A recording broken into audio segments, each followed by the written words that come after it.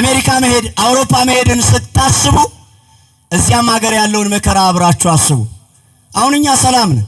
ወደ ሌላ ሀገር እኮ ብትሄዱ በዚህ ሰዓት ሙቀቱ እኮ እኛ ከምናስበው በላይ አሁን ከለበስነው ልብስ በላይ እኮ ራቁታችንን የምንሄድበት ደረጃ ላይ እኮ ነው ያሉት። እኛ አሁን ክረምቱ ቢመጣ በጋው ቢመጣ ተመሳሳይ ነገር ነው ያለን። ሌሎቹ ዓለማት ብትሄዱ እኮ አሜሪካን ስንመኛት አውሮፓን ስንመኛት አብሯቸው ብዙ ጣጣ አለ። እኛ ሀገር ጎርፍ አለ እንዴ? እኛ ሀገር የሰደድ እሳት አለ እንዴ? እኛ ሀገር ከባድ የሆነ ተፈጥሯዊ መከራ አለን? የለም እኮ እኛ ሀገር እንደ ሌሎቹ ተፈጥሯዊ አደጋ ቢኖር እንደዚህ እርስ በርሳችን እንደምንብላላው እርስ በርሳችን እንደምንነካከሰው ተፈጥሯዊም ችግር ቢኖርብን ተያይዘን ምን ጠፋ ይመስላችሁ? በአንድ ሌሊት ምን ጠፋ ይመስላችሁ? እነሱ እኮ በተኙበት ቤታቸውን ከነመሰረቱ ነቅሎ ይዞ መሄድ ጎርፍ አላቸው እኮ። የሰደድ እሳት አለ ከተማቸውን የሚያቃጥል እኮ። በምስራቅ ካለው ወገናችን ጋር፣ በምዕራብ ካለው ወዳጃችን ጋር፣ በሰሜን በደቡብ ካለው ወገናችን ጋር እኛ ስንት አካል ነን? አንደኛ ኢትዮጵያውያን ነን። ኢትዮጵያዊ መልኩን ነብር ዝንጉርጉርነቱን ይለውጥ ዘንድ አይቻለውም እንደተባለ እኛ በሀገር ደረጃ ኢትዮጵያውያን ነን። ምናልባት ከኢትዮጵያዊነታችን አልፎ በክርስትናችን ለመከፋፈል በክርስትናችን ሊከፋፍሉን የሚያስቡም ደግሞ አሉ። እኛ አንድ ነን። የሚደርስብን መከራና ፈተናችሁን ወደ በጎ ነገር ቀይሩት። ምናልባት ስደት ሊኖር ይችላል፣ ማጣት ሊኖር ይችላል፣ ጉስቁልና ሊኖር ይችላል፣ መውደቅ መነሳት ሊኖር ይችላል። ግን ተመስገን ማለት ይገባል። እንዲህ አይነት የከፋ መከራ ቢመጣ፣ እንዲህ አይነት የከፋ ችግር ዛሬ በእኔና በእናንተ ሕይወት ቢመጣ ስንቶቻችን ጸንተን እንቆማለን? ስንቶቻችን በሃይማኖታችን ጸንተን እንገኛለን? ስንቶቻችን ከነማይተባችን ጸንተን እንገኛለን? ማይተብ የሚያስበጥስ ጉዳይ ቢገጥመን አብዛኞቻችን ጉዳዩ ሳይደርስ በመስማታችን እኮ ቀድመን ማይተባችን የምንበጥስ እኮ እንኖራለን። አባቶች፣ ወንድሞች፣ ወጣቶች፣ እህቶች፣ እናቶቼ መች ነው እናንተስ ወደ ስጋውና ደሙ የምትመጡ? መች ነው ወደ ቅዱስ ስጋውና ክቡር ደሙ የምትቀርቡት? ሕፃናቱ ብቻ ናቸው በየሳምንቱ በየዕለቱ በየአድባራቱ በከተማ በክፍለ ሀገር ብትሄዱ የሚቆርቡ ሕፃናቶች ብቻ ናቸው። መድኃኒት የሚያስፈልገው እኮ ለታማሚ ነው። አሁን ሕፃናት እኮ ደህና ናቸው። ማን ነው ስኳር ያለበት? ማን ነው ግፊት ያለበት? ማን ነው ማይነስና ፕላስ እየተባለ የግል ዶክተር ጋር ዘወትር እየተጨነቀ ስልክ የሚያወራ? ሕፃናቱ ናቸው እንዴ? አይደሉም። በሽተኞቹ እኛ ነን። ክፉ አድራጊዎቹ እኛ ነን። ተንኮለኞቹ ዘረኞቹ እኛ ነን። ለእኛ ነው መድኃኒት የሚያስፈልገው። እኔ እንደውም እታዘባለሁ፣ ይቅርታ አድርጉልኝ። በየልኳንዳ ቤቱ ስታዩ ትልቁ የሐረር ሰንጋ ታርዶ እኩለ ቀን አይደርስም። ግማሽ ቀን ላይ ስጋ አለቀ ይባላል። ማን ስለሚበላው ይመስላችኋል? እኛ ራሳችን። ወደ ቤተ መቅደሱ ስትመጡ የሚቆርቡ ሕፃናት ብቻ ናቸው።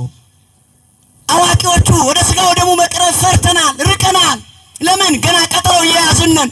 በዚህ ዘመን ቀጠሮ ይያዛል እንዴ? ሰው ተኝቶ መነሳት ባልቻለበት ዘመን፣ ሰው ወጥቶ እንደ ከብት ማስታወቂያ እየወጣ እገሌ የሚባል ሰው በይሄን አይነት ልብስ የለበሰ አፋልጉኝ ማስታወቂያ በሚለጠፍበት በዚህ ዘመን እንስሳ አይደለም የሚጠፋው እኮ ሰው ወጥቶ መግባት ባልቻለበት በዚህ ዘመን ታዲያ ለምን ወደ ክርስቶስ መቅረብ አቃተን? ውድ የሆነውን ነገር በገንዘባችን ገዝተን እንበላለን። በነፃ የተሰጠንን የክርስቶስን ስጋና ደም ግን ለመብላት ለመጠጣት ምንድነው ወደ ኋላ ያዘን? ምእመና አስቡበት። እኔ ለወቅሳቸው አይደለም። ያኛው በልተነው ከጥቂት ደቂቃ በኋላ ተመልሰን የምንራብበት ነው። ይሄንኛው ስጋ አንድ ከበላን ለዘላለም የማያስብ ሕይወትን የሚሰጥ አማናዊ የኢየሱስ ክርስቶስ ስጋና ደም ነው። ምን አለ እንደቀደመው ክርስቲያኖች እግዚአብሔር የነሱን ልብ በሰጠን በዚህ ዘመን። ምን አለ የነሱን ልቦና ለኛም በሰጠን። ምን አለ ቆራቢዎች በሆነን። ምን አለ እንደው ወደ መቅደሱ ስንመጥ ማስቀደሳችን ካልቀረ ለሊት ተነስተን መምጣታችን ካልቀረ አስቀድሰን ነው ቅዳሴ ጠበሉን ብቻ ተቀብለን ወደ ቤታችን ከምንሄድ ምን አለ ከስጋውና ደሙ ጋራ ምን አለ ወደሱ ብንቀርብ። ምን አለ ነጭ ልብሳችንን ለብሰን በበጉ ደም ብንታተም። ስንቶቻችንን አሁን ያለንበት አሁን የደረሰብንን ነገር ወደ መልካም ነገር ቀይረን ተመስገን ማለት የቻለን። እንደምን አደርሽ ስንባል እንኳ እግዚአብሔር ይመስገን በማለት ፈንታ የኔን አዳርማ አዳር አይበለው አይደለም ምንለው? የኔን ውሎማ ውሎ አይበለው። ከኔ ኑሮስ ሞቶ በመቃብር ያለ ይሻላል ምን ላይ አይደለን ምን በዛው አብዛኞቻችን። ረግድ የላችሁም ፀሐይን በገባውን ሰማይ ላይ የሚያወጣውን ይህንን አምላክ አሁን በሚሰጠን ይህንን ንጹህ አየር በሚሰጠን ለሚሰጠን ለዚህ አምላክ ተመስገን ማለት ይገባል። ይህንን ንጹህ አየር የማያገኙ እኮ ይህንን ንጹህ አየር በገንዘባቸው መግዛት ቢችሉ ገዝተው የሚጠቀሙ እኮ ብዙ የውጪ ዓለማት አሉ። እኛ ይህንን ያማረ እጅግ የተዋበ የማይረብሽ ሕይወት የሆነውን ይህንን ንጹህ አየር የሰጠን እኮ መድኃኔ ዓለም ኢየሱስ ክርስቶስ መመስገን ይገባዋል። ያለ ስማችሁ ስም ሊሰጣችሁ ይችላል። ያላደረጋችሁትን አድርጋችኋል ትባሉ ሊሆን ይችላል። ነገር ግን እናንተ ከሌላችሁበት በሃይማኖታችሁ ጽኑ። ማንም ነገር ምንም ይበል እናንተ ከሃይማኖታችሁ ወደ ኋላ እንዳትመለሱ። ብዙ ወደ ኋላ የሚመልሱ ብዙ ጉዳዮች አሉ። ብዙ ርዕሰ ጉዳዮች አሉ። ሕይወት ውስብስብ ሆናብራለች በተለይ በዚህ ዘመን። ነገር ግን በሃይማኖታችሁ ጸንታችሁ ኢየሱስ ክርስቶስን ጠብቁት። በጎረቤቶቻችን በሰፈራችን ካሉ ሰዎች ጋር አርአያ ንሁን፣ ምሳሌ ንሁናት። ኑሯችን፣ ትዳራችን፣ ንግዳችን ለሌሎች ምሳሌ ይሁን። አሊያም ግን እኛ ሙስናን እየተቃወምን እኛ ደግሞ በሌላ ሙስና የምንቀበል ከሆነ እኛ ክፉ አድራጊዎችን እየተቃወምን ራሳችን ተመልሰን ክፉ አድራጊዎች ከሆን የበለጠ መሰናክል እንጂ ሌሎችን ወደ ክርስትና የሚያመጣ ሕይወት አይደለም። ክርስቲያኖች ላይ ይደርስ የነበረው መከራ፣ ክርስቲያኖች ላይ ይደርስ የነበረው ጫና፣ ክርስቲያኖች ላይ ይደርስ የነበረው ፈተና አሁን እንደ ቀልድ እንደምንናገረው አይደለም። እናንተኛ በነጻነት እንድንኖር ክርስቶስ ነጻ አውጥቶናል። እኛ በነጻነት ሃይማኖታችንን እንሰብካለን። በቀደሙ ዘመን እኮ ክርስቲያን ሆኖ መገኘት በክርስቶስ ኢየሱስ አምኖ መገኘት ራሱ ወንጀል ነበረ። ወንጀል እንደ ወንጀል ይቆጠር ነበር። እንደ ወንጀለኛ ይያዙ ነበር። ክርስቲያኖች በተገኙበት በክርስቶስ ኢየሱስ የሚያምኑ ከሆነ ክርስቲያኖች ነን ብለው በአደባባይ መናገር ከቻሉ እነሱ ዕጣ ፈንታቸው ወይ ለአራዊት መሰጠት ነው፣ ወይ በሰይፍ መቆረጥ ነው፣ ወይ ወደ እሳት ውስጥ መጣል ነው፣ ወይ ወደ ወህኒ መወርወር ነበረ። እኛ ዛሬ እግዚአብሔር በሰላም እያወጣ በሰላም ወደ ቤታችን ሲመልሰን የምስጋና ርዕስ ጠፍቶብናል። ተመስገን የሚለው ስንት ሰዋል? ተኝተን ለመነሳታችን በተለይ በዚህ ዘመን ሰው ወጥቶ መግባት በማይችልበት ዘመን፣ ሰው በዚህ ዘመን እንደ ልቡ ሰርቶ ማትረፍ በማይችልበት በዚህ ዘመን እግዚአብሔርን ማመስገን ርዕስ ጠፍቶብናል። እነዚያን እያያችሁ ምስጋና እንዲበዛላችሁ የምስጋና ርዕስ እንዲኖራችሁ እነዚያ አሁን ያልኳችሁን ሰዎች ጎብኟቸው። በሃይማኖታችን ምክንያት በክርስትናችን ምክንያት ስለሚደርስብን ነገር ስንቶቻችን እግዚአብሔርን እናመሰግናለን? ስንቶቻችን አመስጋኞች ነን? እየተራብን ስንቶቻችን እናመሰግናለን? እየተሰደድን ስንቶቻችን እናመሰግናለን? እየተገፋን ስንቶቻችን እናመሰግናለን? በመከራ በፈተና ውስጥ ሆነ ስንቶቻችን እናመሰግናለን? ወደ ቤተ ክርስቲያን ስትመጡ የምስጋና ርዕስ የጠፋባችሁ፣ የማመስገኛ ርዕስ ያጣችሁ፣ ቤተ ክርስቲያን ሄጄ ስለምን እጸልያለሁ ብላችሁ የምታስቡ ሰዎች ካላችሁ እባካችሁ በአካባቢያችሁ ያለ የጤና ጣቢያ የሚሆን ሆስፒታል ገባ ብላችሁ ከሰዓታችሁ ላይ ጥቂት ደቂቃዎች 10 እና 15 ደቂቃዎችን ውሰዱና ወደ ሕክምና ቦታዎች ገብታችሁ አልጋ ይዘው የሚታከሙትን እዩዋቸው። አልጋ ይዘው የሚተኙትን፣ ከአልጋ መነሳት የማይችሉትን፣ ከአልጋ መውረድ ያልቻሉትን፣ ምግብ መመገብ ያቃታቸውን፣ መናገር የማይችሉትን፣ ወዳጅና ዘመዳቸውን ለይተው ማየት የማይችሉትን እነሱን እዩዋቸው። እነሱን ስታዩዋቸው የምስጋና ርዕስ ይኖራችኋል። ዛሬ ቤተ ክርስቲያናችንም ጭምር ትልቅ ፈተና ውስጥ የገባችው ያ የቀደመው ፈተና ዛሬም ጭምጭምታው የሚታየው ማንን እንደምንከተል ማንን እንደምንሰማ ለይተን ስላላወቅን ነው። ብዙ ድምጾች አሉ። ብዙ ድምጾች በዓለም ላይ አሉ። ወደ ራሳቸው ሊስቡን የሚፈልጉ ብዙ ድምጾች አሉ። እውነት ልንገራችሁ፣ ብዙ ድምጾች ቢበዙ እንኳ ብዙ ሁካታዎች ቢኖር እንኳ ረፍትና ሰላም የሚሰጠው ግን ከዚህ መቅደስ የሚወጣው እውነተኛው ድምጽ ብቻ ነው። እግዚአብሔር ስሙ የተመሰገነ ይሁን። እጅግ የተወደዳችሁ አረጋውያን አባቶች፣ እናቶች፣ ወንድሞችና እህቶች ሕፃናትን ጨምሮ በውስጥ በአፋ ሆናችሁ የእግዚአብሔርን ቃል በአንድም በሌላም ወደ ጆሮአችሁ የሚደርስላችሁ የተወደዳችሁ የእግዚአብሔር ቤተሰቦች የእናታችን የእመቤታችን የቅድስተ ቅዱሳን የንጽሕተ ንጹሐን የወላዲተ አምላክ የድንግል ማርያም የአስራት የበረከት ያደራ ልጆች በልዑል አምላካችን በቅዱስ እግዚአብሔር ፍጹም ሰላም ሰላም እላችኋለሁ። እንደምን ዋላችሁ? እንደምን መጣችሁ? እንደምን ሰነበታችሁ? እግዚአብሔር አምላካችን እግዚአብሔር አባታችን በቸርነት በምህረቱ ይህንን ሰዓት ከዓለም ሁካታ፣ ግርግር፣ ጫጫታ፣ ሞት፣ ኃጢአት፣ ርኩሰት፣ ክፋት፣ ተንኮል፣ ምቀኝነት፣ ዘረኝነት ከበዛበት ዓለም ምስጋና፣ ውዳሴ፣ አምልኮ ወደሚሰጥበት ወደ መላበት ወደዚህ ወደ መቅደሱ አደባባይ የሰበሰበን አምላካችን ቅዱስ እግዚአብሔር ስለማይነገር ስጦታው ስሙ ለዘላለም የተመሰገነ ይሁንልን። ለቃል ርደት ለሥጋም ርገት ምክንያት የሆነችን የመዳናችን ምክንያት ማይደረ መለኮት አቁራሪተ መዓት ሰዓሊተ ምሕረት ማምላክ ቅድስተ ቅዱሳን ድንግል ማርያም ስሟ ለዘላለም የከበረ የተመሰገነ ይሁንልን። እንደ አምላካችን እንደ እግዚአብሔር መልካምና በጎ ፈቃድ እግዚአብሔር መንፈስ ቅዱስ የራቀውን አቅርቦ እኔን አቁሞ እናንተን አስቀምጦ ያስተምረናል። ለትምህርታችን ርዕስ የሚሆን አንድ የመጽሐፍ ቅዱስ ክፍል እሰጣችኋለሁ። ሐዋርያው ቅዱስ ያዕቆብ በመልእክቱ ምዕራፍ 1 ቁጥር 2 ላይ የተናገረውን ኃይለ ቃል እነግራችኋለሁ። እንዲህ ይላል፣ ልዩ ልዩ ፈተና ሲደርስባችሁ እንደ ሙሉ ደስታ ቁጠሩት ይላል። ልዩ ልዩ ፈተና ሲደርስባችሁ እንደ ሙሉ ደስታ ቁጠሩት። ሐዋርያው ቅዱስ ያዕቆብ በመልእክቱ ምዕራፍ 1 ቁጥር 2 ላይ ይህን ቃል መዝግቦልን እናገኛለን። ይህንን ቃል ከመናገሩ አስቀድሞ ከኋላ የቀረ አረፍተ ነገር አለ። እንዲህ ብሎ ይጀምራል፣ ወንድሞች ሆይ የእምነታችሁ መፈተን ትዕግስትን እንዲያደርግላችሁ አውቃችሁ ልዩ ልዩ ፈተና ሲደርስባችሁ እንደ ሙሉ ደስታ ቁጠሩት ይላል። ወንድሞች ሆይ ብሎ ይጀምራል።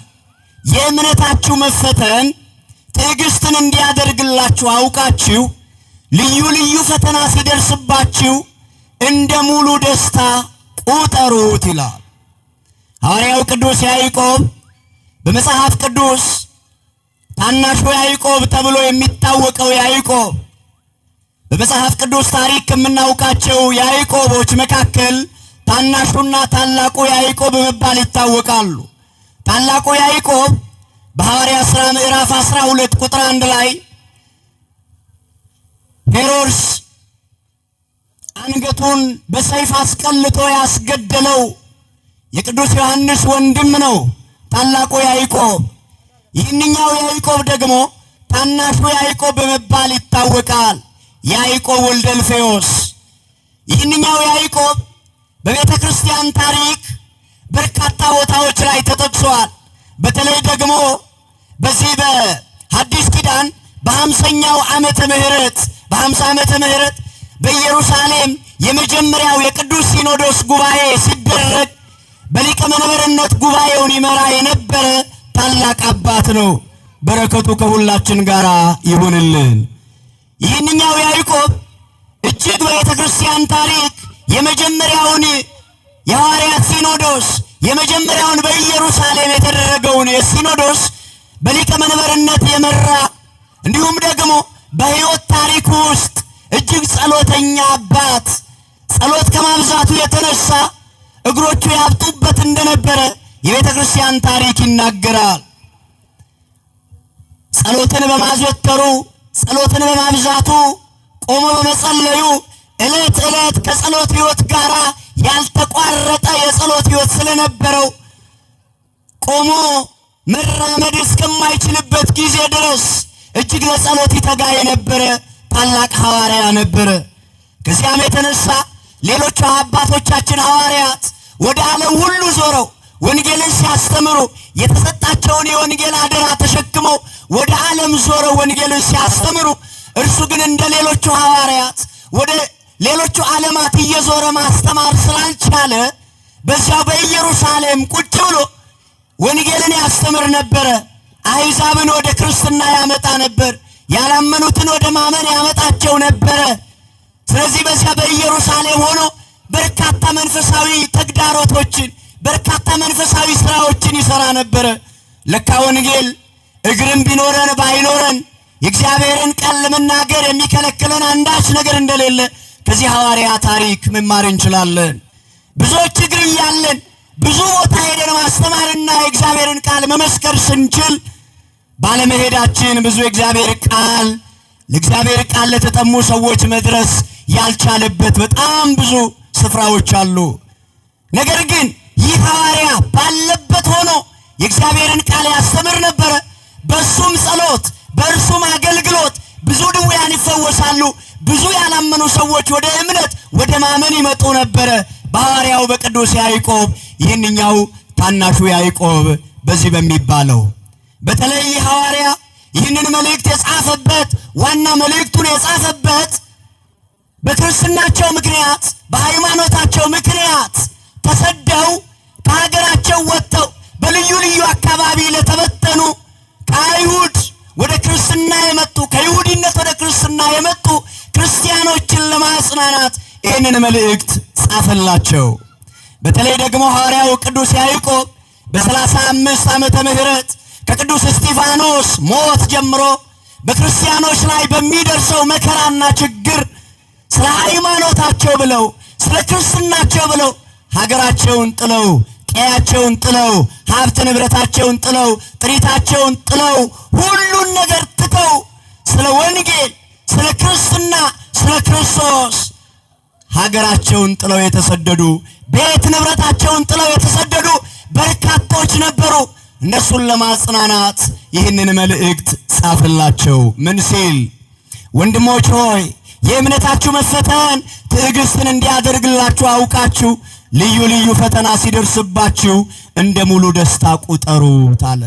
እጅግ የተወደዳችሁ ክርስቲያኖች መቼም እንደምታውቁት ይቺ ዓለም በተለይ ለኛ ለክርስቲያኖች የፈተና ዓለም ናት። ይቺ ዓለም ለሷ የማይመቹትን በብዙ ስቃይ እየወጋች ታስለቅሳቸዋለች።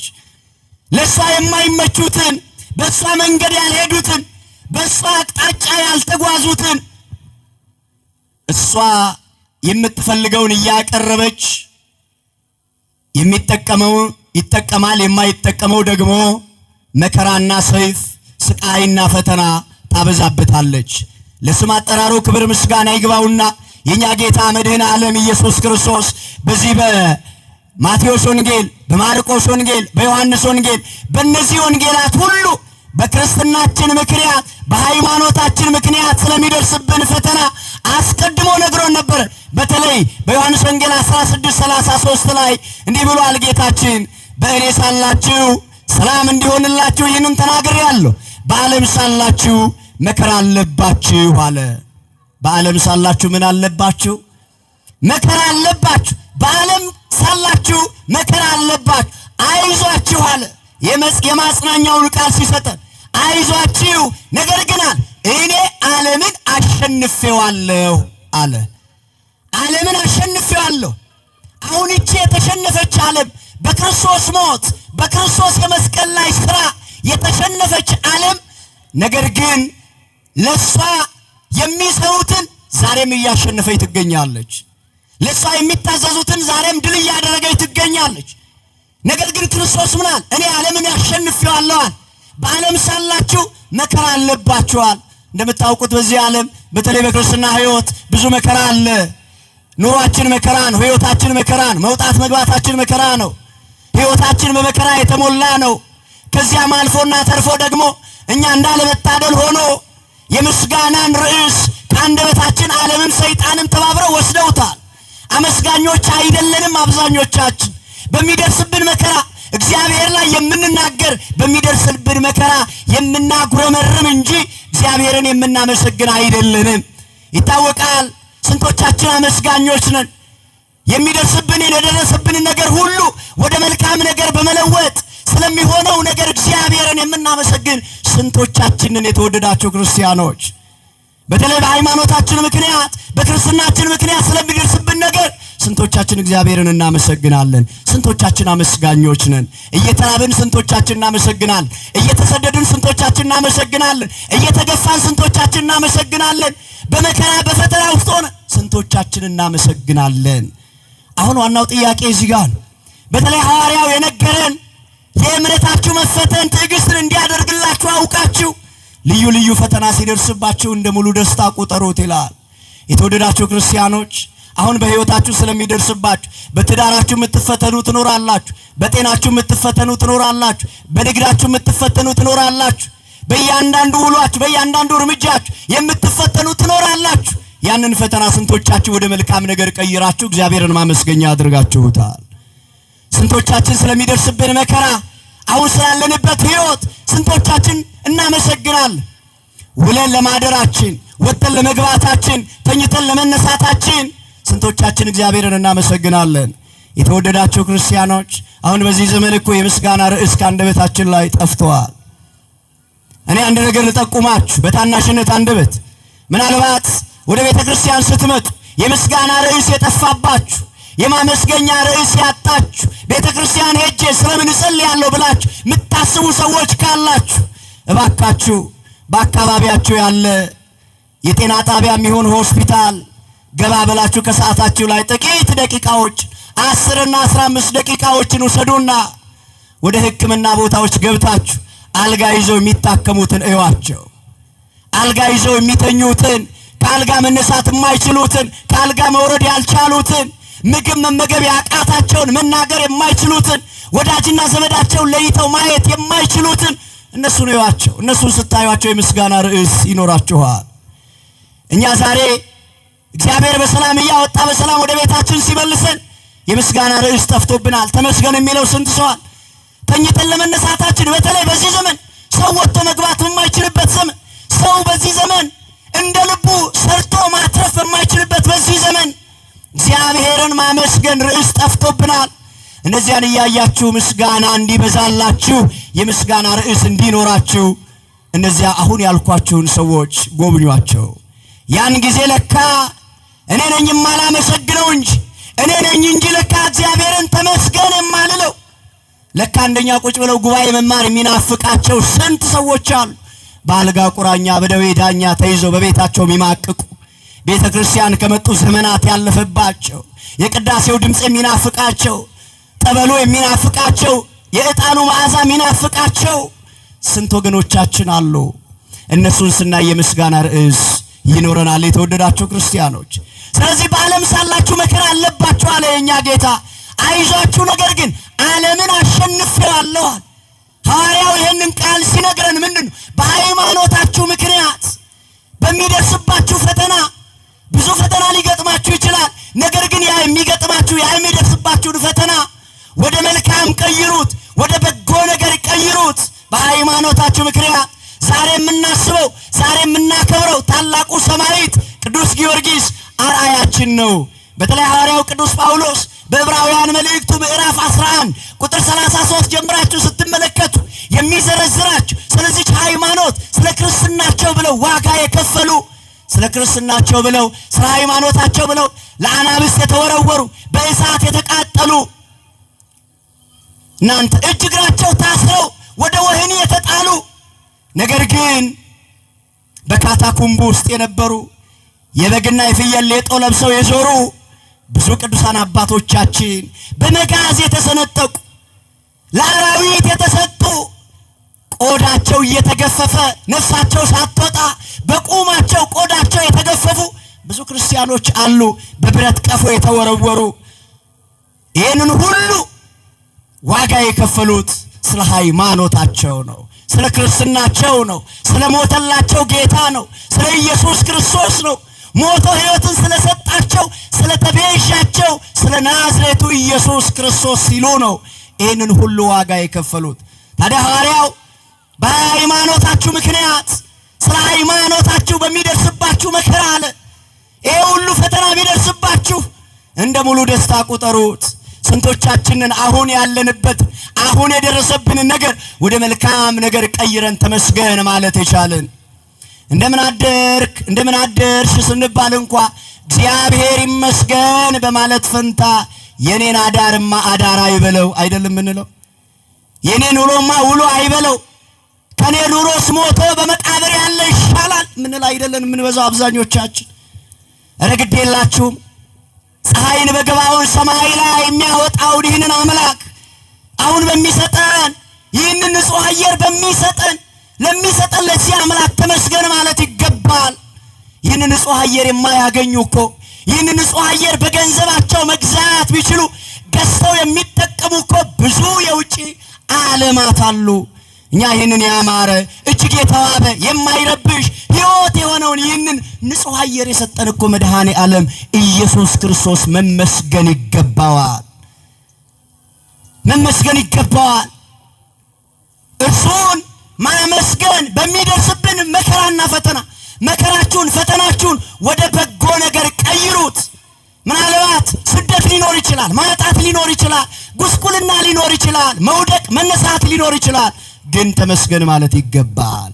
በክርስትናችን ከሆነ ለበጎ ነገር ቀይረ ነው ወደ ሕይወታችን አምጥተን ልናለማምደው ይገባል። የተወደዳችሁ የእግዚአብሔር ቤተሰቦች በተለይ አሁን ያልኳችሁ እነዚህ ክርስቲያኖች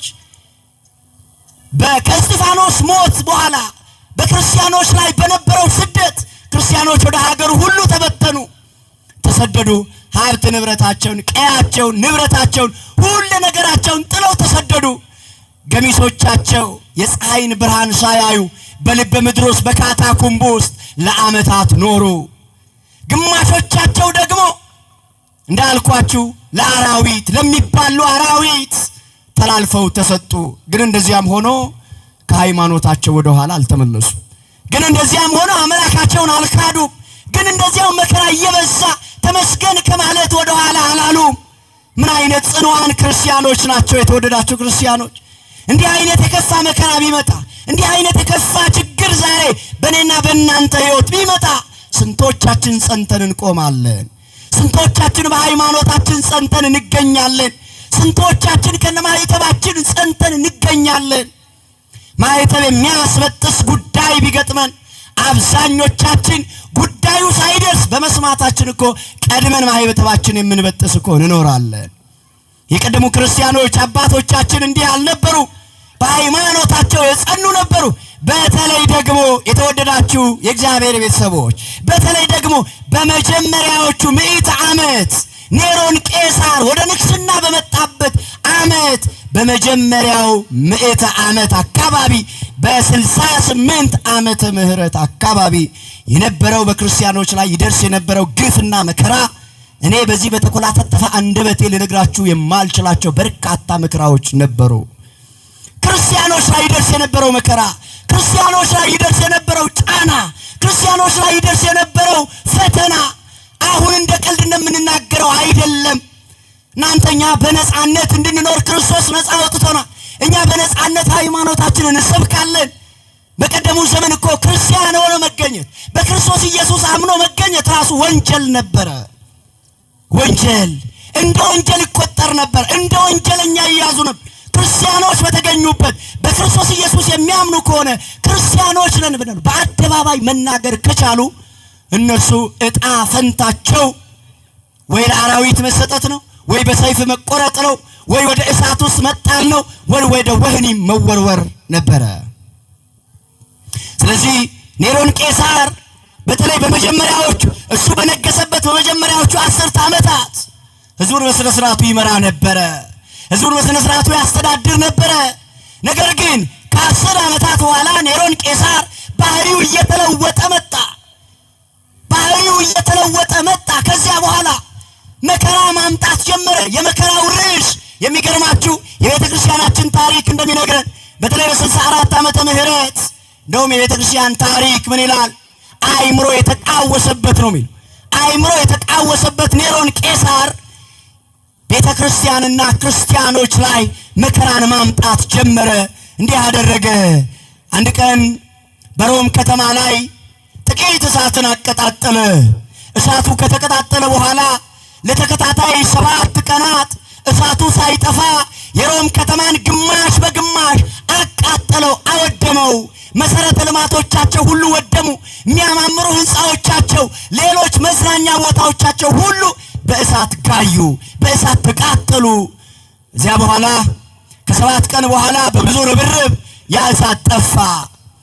ከዚያ እሳቱ ከጠፋ በኋላ ብዙ ህይወት፣ ብዙ ነፍሳት፣ ብዙ ሀብት ንብረት ከወደመ በኋላ ከ10 ቀን በኋላ እሳቱ ከጠፋ በኋላ ህዝቡ መነጋገር ጀመረ። ይሄንን እሳት የለኮሰው ማን ነው? ማን ነው የእሳቱ ለኳሽ? መጀመሪያ ማን ነው ብለው መጠየቅ ጀመሩ። ከዚያ አንዳንድ ጭምጭምታ በከተማ ውስጥ መወራት ጀመረ። እሳቱን እኮ የለኮሰው ኔሮን ቄሳር ንጉሱ ራሱ ነው። ራሱ ንጉሱ እሳቱን ለኩሶታል። ነገር ግን እሳቱን ማን እንደለኮሰ አናውቅም፣ ግን እሱ እንደለኮሰ ነው። ንጉሱ ብዙ ሰዎች ነበሩት። ብዙ ስለሱ መልካም ነገር የሚያወሩ ሰዎች ነበሩ። በከተማ ውስጥ እንዲያወሩ አደረገ። ገንዘብ ከፈላቸው።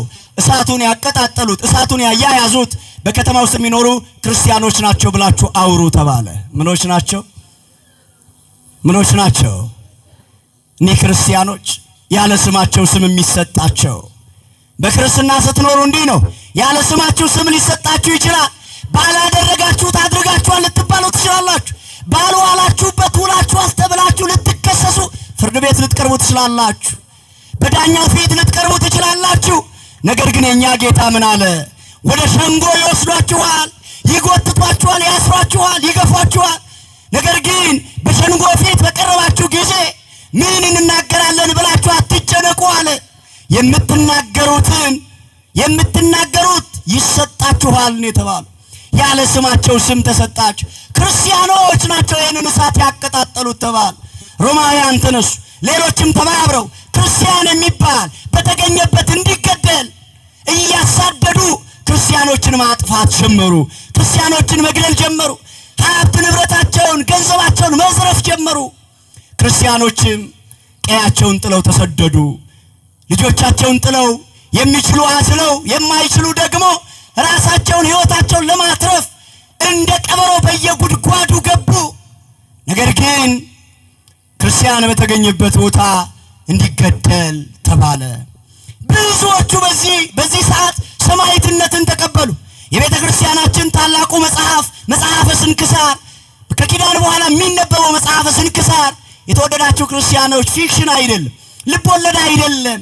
ቅዱሳን አባቶቻችን ሰማዕታቱ እንዴት ባለ ተጋድሎ ይቺ ዛሬ የቆምንባትን ይቺ ዛሬ ያመንባትን ክርስትና እንዴት ባለ መከራና ችግር እንዴት ባለ ለራሳቸው እየተራቡ እየተጠሙ አጽማቸው እየረገፈ አጥንታቸው እየተሰባበረ ደማቸው እየፈሰሰ እንዴት አድርገው ክርስትናን ዛሬ እንዳደረሱልን የሚናገር የሚያትት ታላቅ መጽሐፍ ነው። ለሕይወት ይጠቅመናል። ዝም ብለን ብቻ በጆሮአችን ሰምተን አሜን ብለን እንድንሄድ አይደል። የቅዱስ ጊዮርጊስ ገድሉ ሲነበብ የቅዱስ ጊዮርጊስ እሱ ያደረጋቸው እሱ የወጣቸው ፈተናዎች ሲነበቡ ሰምተን ብቻ ከንፈራችንን መጠን የምናልፈው ሕይወት አይደለም። እኛም እንደ ሰማዕቱ የጨከነ መከራ ቢመጣ ጸንተን ያንን የሞት ጽዋ ልንቀምሰው እንድንችል አርአያና ምሳሌ ሊሆነን ነው። ታዲያ ከዚያ ብዙ መከራ በኋላ ክርስቲያኖችን እያሳደዱ የሚያዙትን እያመጡ ነገሥታቱ፣ ሕዝቡ፣ ሌሎቹ ይሰበሰቡና በስቴዲየም ውስጥ ይሰበሰባሉ። ስቴዲየሙ ከፍ ያለ ነው። በተለይ በዚህ ምናልባት መጋቤ ሐዲስ አይተውት ሊሆን ይችላል። በዚህ በቱርክ ኢስታንቡል በኤፌሶን አካባቢ አራዊት ክርስቲያኖች ለአራዊት የሚሰጡበት አንድ ትልቅ ስቴዲየም አለ። በቀደመው ዘመን ክርስቲያኖቹ ተሰብስበው በዚያ በአናብስቱ ፊት ይቆማሉ። ሌሎቹ ወይን እየጨለጡ ጮማ እየቆረጡ ክርስቲያኖች በአናብስት በአራዊት ሲበሉ ያዩአቸው ነበረ። ቲያትር ቤት ገብተው እንደሚያዩ የክርስቲያኖችን መከራ ቁጭ ብለው ያዩ ነበረ። ታዲያ የሚገርማችሁ ክርስቲያኖች ተይዘው ሲመጡ አንድ ጥያቄ ይጠይቃሉ። ጥያቄያቸው ምን እንደሆነ ታውቃላችሁ? ኢየሱስ ክርስቶስ የሚባለውን ኢየሱስ ክርስቶስ የምትሉትን ጌታ የምትሉትን ካዱ። ክርስቲያን ነኝ የምትሉትን እኔ ክርስቲያን ነኝ ብላችሁ እንዳትናገሩ እንዳትመሰክሩ ይሉ ነበረ። ክርስትናችሁን ካዱ፣ ክርስቶስንም አናውቀውም በሉ ይሏቸው ነበረ። እንዴት አይነት ጠንካሮች ክርስቲያኖች እንደሆኑ ታውቃላችሁ? በእሳት ፊት ቆመው ይዘምራሉ። በአናብስት ፊት በሚባሉ አራዊት ፊት ቆመው ስለ ክርስትናቸው ይመሰክራሉ። የተወደዳችሁ ክርስቲያኖች እንዲህ ያለ የጨከነ መከራ ቢመጣ ስንቶቻችን በእሳት ፊት ቆመን እንዘምራለን? እንደ ሰለስቱ ደቂቅ፣ እንደ አናንያ፣ እንደ አዛርያ፣ እንደ ሚሳኤል ባያድነንም እንኳ ያመለክነው አምላካችን የምናመልከው አምላካችን ባያድነንም እንኳ አንተ ላቆምከው ለዚህ ምስል ለዚህ ጣዖት አንሰግድም ብለን ስንቶቻችን እንናገራለን? አናብስቱ በፊታቸው ቆመው እያሉ ድምፃቸውን ከፍ እያደረጉ ንጉሥ ሆይ ስማ፣ እኛ ክርስቲያኖች ነን ይሉ ነበር። በክርስቶስ የምናምን ክርስቲያኖች ነን። እኛ ክርስቶስን አንክድም። እኛ ከሃይማኖታችን ወደኋላ አንመለስም። እንደውም ያንተ መከራ ለክርስትናችን ውበታችን ነው ይሉት ነበር። ለአራዊት እያነሱ ይሰጧቸው ነበረ። ሕፃናቶቻቸውን አራዊቶቻቸው ይበሏቸው ነበረ። በዚህ ሁሉ ግን ወደኋላ አይመለሱም። የሚገርማችሁ የእግዚአብሔር ሥራ ግሩም ድንቅ ነው። እዚያ ሰገነቱ ላይ ሆነው በአራዊት የሚበሉ ክርስቲያኖችን የሚያዩ ያንን ትርኢት የሚያዩትን እንዴ በአራዊት ሲበሉ ከነዚያው ከአሕዛብ መካከል እነዚህ ክርስቲያኖች ምን አይነት አምላክ ቢኖራቸው እንዴት ጽኑዓን ቢሆኑ ያመኑትን አምላክ ላመኑት አምላክ እንዴት የታመኑ ቢሆኑ አብዛኞቻቸው ከስቴዲየሙ እየወረዱ እኛም የእነዚህ የክርስቲያኖችን አምላክ ኢየሱስ ክርስቶስን አምነነዋል እያሉ ምስክርነትን ይሰጡ ነበር። ክብር ምስጋና ለመድኃኔ ዓለም ይሁን። ይሄ ነው የክርስትና ምስክር። ለሌላው አርአያ ምስክር መሆን ነው። ኑሯችን፣ አካሄዳችን፣ ስራችን፣ ውሏችን ሌሎቹን ወደ ክርስትና ማምጣት ካልቻለ ዋጋ የለንም። ዛሬ በሌላው ተስቦ ከእግዚአብሔር ቤት ከወጣው በላይ በእኔና በእናንተ አንዳንድ ጥቃቅን ምክንያቶች ከእግዚአብሔር ቤት ወጥተው ወደ ሌላ ቦታ ይሄዱ ይበዛሉ። ለሌሎቹ መሰናክል እንዳንሆን ራሳችንን እንጠብቅ። የተወደዳችሁ ክርስቲያኖች በጎረቤቶቻችን በሰፈራችን ካሉ ሰዎች ጋር አርአያ ንሁን፣ ምሳሌ ንሁናት። ኑሯችን፣ ትዳራችን፣ ንግዳችን ለሌሎቹ ምሳሌ ይሁን። አሊያም ግን እኛ ሙስናን እየተቃወምን እኛ ደግሞ በሌላ ሙስና የምንቀበል ከሆነ እኛ ክፉ አድራጊዎችን እየተቃወምን ራሳችን ተመልሰን ክፉ አድራጊዎች ከሆን የበለጠ መሰናክል እንጂ ሌሎችን ወደ ክርስትና የሚያመጣ ሕይወት አይደለም። ስለዚህ እነዚህ ክርስቲያኖች በእነሱ ምክንያት በእነሱ ጽናት በጣም ብዙዎቹ ወደ ክርስትና ይመጡ ነበረ። በጣም በሚገርማችሁ በአምስት ጉዳይ የተከሰሱ ክርስቲያኖች እንደ አጠር አድርጌ ልንገራችሁ። በተለይ የክርስቲያናችን ታሪክ እንደሚነግረን እነዚህ ክርስቲያኖች የሚከሰሱባቸው ምክንያቶች ብቻ ልንገራችሁ። የመጀመሪያው ምክንያቶች ክርስቲያኖች በሮማውያን ዘንድ የተጠሉ ስለነበረ የሮማውያን አማልክት ጠሎች ወይም የሮም አማልክት ጠሎች ወይም ደግሞ ጋድለስ ይባላሉ። አምላክ የሌላቸው እነዚህ አምላክ የለሾች ተብለው ይከሰሱ ነበረ። ክርስቲያኖች ናቸው ግን አምላክ የለሾች እያሉ ይከሷቸው ነበረ። የተወደዳችሁ የእግዚአብሔር ቤተሰቦች አምላክ አለን ወይስ የለንም? እኛ ምን አላችሁ? አምላካችን ማን ነው? አምላካችን ማን ነው? ስንት እግዚአብሔር?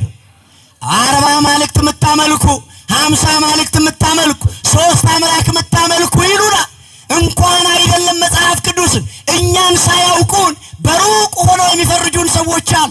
የተወደዳችሁ ክርስቲያኖች ሊቀ ነቢያት ሙሴ በኦሪት ዘዳግም ምዕራፍ 6 ቁጥር 4 ላይ እስራኤል ሆይ ስማ አምላካችን እግዚአብሔር አንድ እግዚአብሔር ነው ይላል።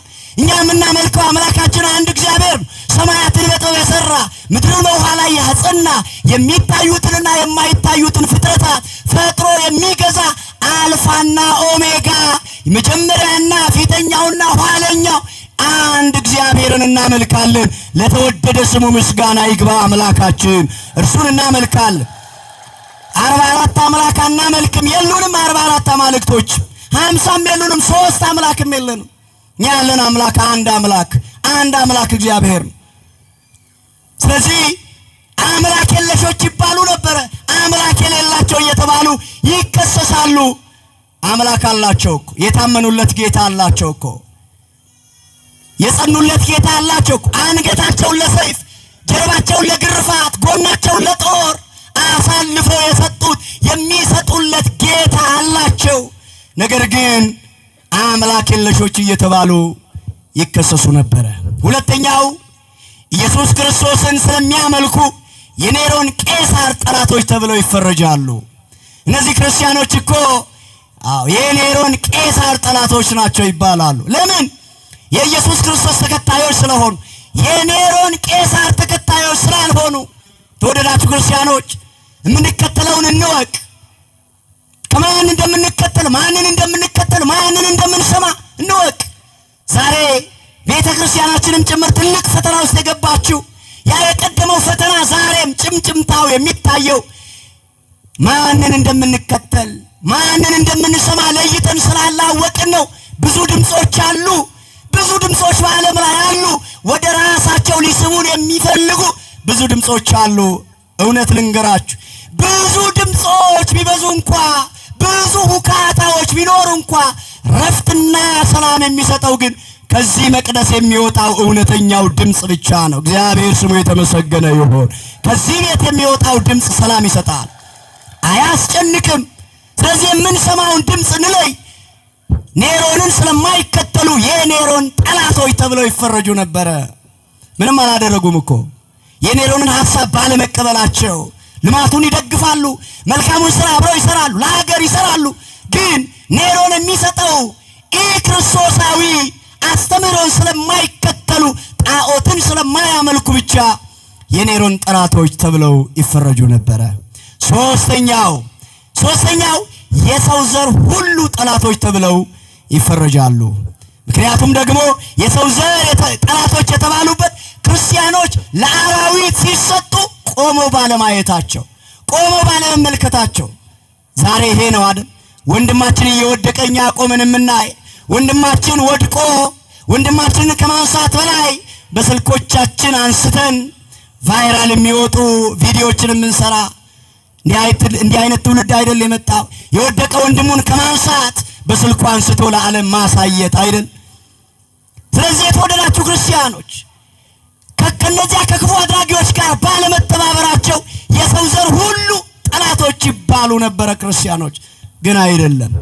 እንዳልኳችሁ ያለ ስማቸው ስም ተሰጣቸው። ያለ ስማችሁ ስም ሊሰጣችሁ ይችላል። ያላደረጋችሁትን አድርጋችኋል ትባሉ ሊሆን ይችላል። ነገር ግን እናንተ ከሌላችሁበት በሃይማኖታችሁ ጽኑ። ማንም ነገር ምንም ይበል፣ እናንተ ከሃይማኖታችሁ ወደ ኋላ እንዳትመለሱ። ብዙ ወደ ኋላ የሚመልሱ ብዙ ጉዳዮች አሉ፣ ብዙ ርዕሰ ጉዳዮች አሉ። ህይወት ውስብስብ ሆናብራለች በተለይ በዚህ ዘመን።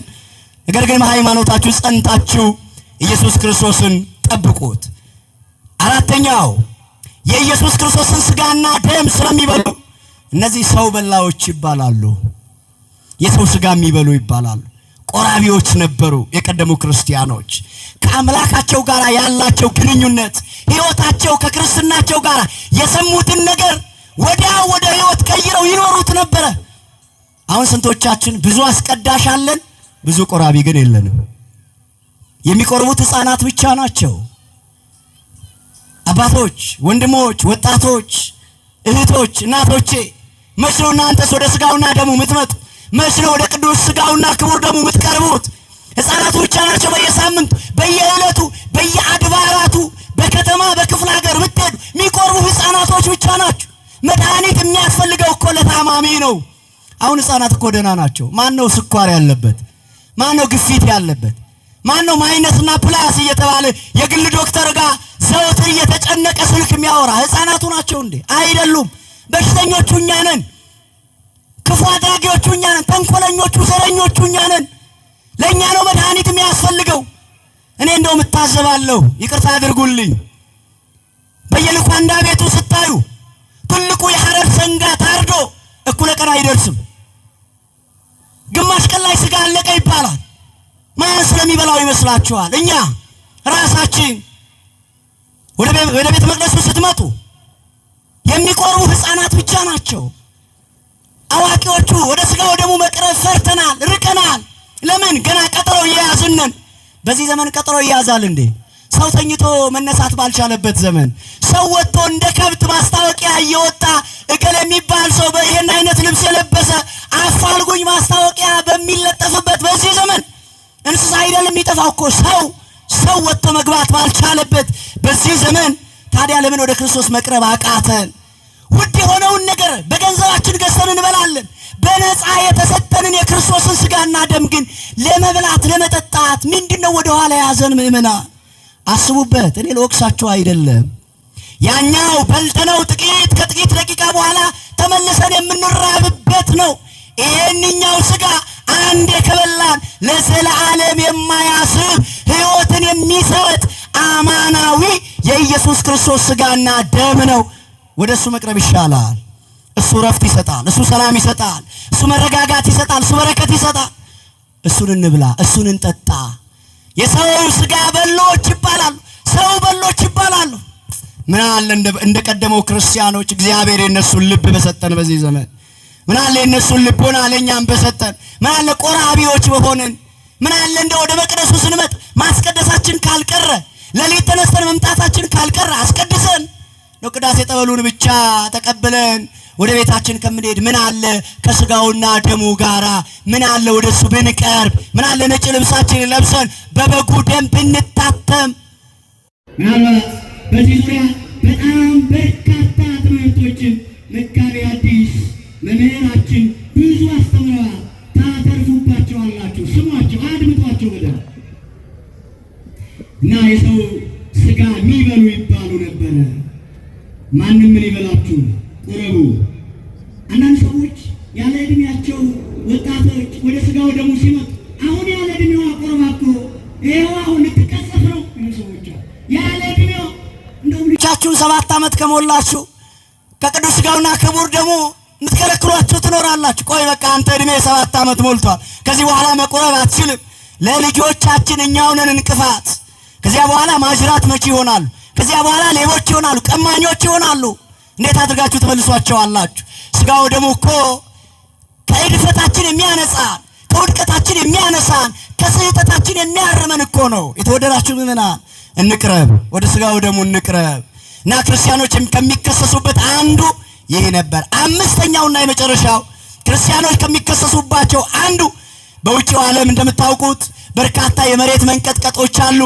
ርዕደ መሬት አለ፣ ጎርፍ አለ፣ ይሄ ደግሞ የሰደድ እሳት አለ። በርካታ ተፈጥሯዊ የሆኑ ችግሮች አሉ፣ ፈተናዎች አሉ። ምናልባት አሜሪካ መሄድ አውሮፓ መሄድን ስታስቡ እዚያም ሀገር ያለውን መከራ አብራችሁ አስቡ። አሁን እኛ ሰላም ነን። ወደ ሌላ ሀገር እኮ ብትሄዱ በዚህ ሰዓት ሙቀቱ እኮ እኛ ከምናስበው በላይ አሁን ከለበስነው ልብስ በላይ እኮ ራቁታችንን የምንሄድበት ደረጃ ላይ እኮ ነው ያሉት። እኛ ሲው አሁን ክረምቱ ቢመጣ በጋው ቢመጣ ተመሳሳይ ነገር ነው ያለን። ሌሎቹ ዓለማት ብትሄዱ እኮ አሜሪካን ስንመኛት አውሮፓን ስንመኛት አብሯቸው ብዙ ጣጣ አለ። እኛ ሀገር ጎርፍ አለ እንዴ? እኛ ሀገር የሰደድ እሳት አለ እንዴ? እኛ ሀገር ከባድ የሆነ ተፈጥሯዊ መከራ አለን? የለም እኮ እኛ ሀገር እንደ ሌሎቹ ተፈጥሯዊ አደጋ ቢኖር እንደዚህ እርስ በርሳችን እንደምንብላለው እርስ በርሳችን እንደምንነካከሰው ተፈጥሯዊም ችግር ቢኖርብን ተያይዘን የምንጠፋ ይመስላችሁ? በአንድ ሌሊት የምንጠፋ ይመስላችሁ? እነሱ እኮ በተኙበት ቤታቸውን ከነመሰረቱ ነቅሎ ይዞ የሚሄድ ጎርፍ አላቸው እኮ። የሰደድ እሳት አለ ከተማቸውን የሚያቃጥል እኮ። እንደዚህ አይነት መከራ ሲደርስ ምን ይሏቸዋል መሰላችሁ ክርስቲያኖችን? ይሄ ሁሉ መከራ የደረሰብን፣ ይሄ ሁሉ ፈተና የደረሰብን በእነዚህ በክርስቲያኖች ምክንያት ነው ይሏቸው ነበር። በእነዚህ በክርስቲያኖች ሰበብ። አቤት ስማችን! አንዳንድ ሰዎች እኮ እንደዚህ ብዙ ሆነን መቀመጣችን፣ እንደዚህ ነጠላ ለብሰን በእግዚአብሔር ቤት መዘመራችን፣ እንደዚህ ማምለካችን፣ ማመስገናችን ደስ የማይላቸው ሰዎች አሉ። እውነቴን ነው። በተለይ በዚህ ዘመን ደስ የማይላቸው ሰዎች ምን አለ በተበተኑ፣ ምን አለ በጠፉ፣ ምን አለ እንደው የሆነ ነገር መካከላቸው ገብቶ እንደው ብትንትናቸውን ባወጣ፣ ምን አለ መከፋፈል በመካከላቸው ቢመጣ ሚሉና ለኛ ሞት የሚያስሙ ይደግሱ አሉ። ተስፋ ቁረጡ። እኛ አንድ ባደረገን በናዝሬቱ በኢየሱስ ክርስቶስ በማመናችን ሁል ጊዜም አንድ ነን። ስንት ነን አልኳችሁ? ስንት ነን? በምስራቅ ካለው ወገናችን ጋር፣ በምዕራብ ካለው ወዳጃችን ጋር፣ በሰሜን በደቡብ ካለው ወገናችን ጋር እኛ ስንት አካል ነን? አንደኛ ኢትዮጵያውያን ነን። ኢትዮጵያዊ መልኩን ነብር ዝንጉርጉርነቱን ይለውጥ ዘንድ አይቻለውም እንደተባለ እኛ በሀገር ደረጃ ኢትዮጵያውያን ነን። ምናልባት ከኢትዮጵያዊነታችን አልፎ በክርስትናችን ለመከፋፈል በክርስትናችን ሊከፋፍሉን የሚያስቡም ደግሞ አሉ። እኛ አንድ ነን።